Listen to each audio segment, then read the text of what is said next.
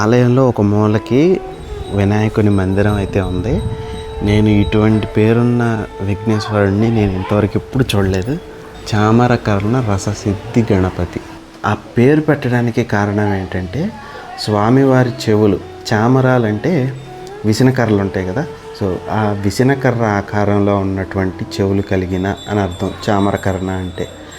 సంస్కృతంలో రస అంటే కెమికల్ అని అర్థం అనమాట. సో రససిద్ధి అంటే ఒక రకంగా చెప్పాలంటే కెమిస్ట్రీకి అధిపతి, కెమిస్ట్రీని ఈయన ప్రసాదిస్తాడు అని అర్థం అనమాట. ఇక్కడ ప్రత్యేకించి అలా ఎందుకు పెట్టారంటే త్రిపురాంతకం అనేది ఒకప్పుడు సిద్ధులకి బాగా మారుపేరు అనమాట. అంటే ఇక్కడ చాలామంది సిద్ధులు ఉండేవాళ్ళు.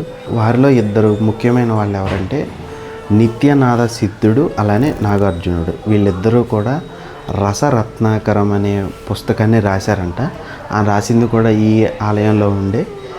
ఆ పుస్తకం ప్రకారం ఏంటంటే మెర్క్యూరీ అంటే పాదరసం ఉంటుంది కదా, దాన్ని ఉపయోగించి బంగారాన్ని ఎలా సృష్టించాలి, ఇలా రకరకాల ప్రయోగాలు, కెమిస్ట్రీకి సంబంధించిన ప్రయోగాలన్నీ చేసేవాళ్ళంట.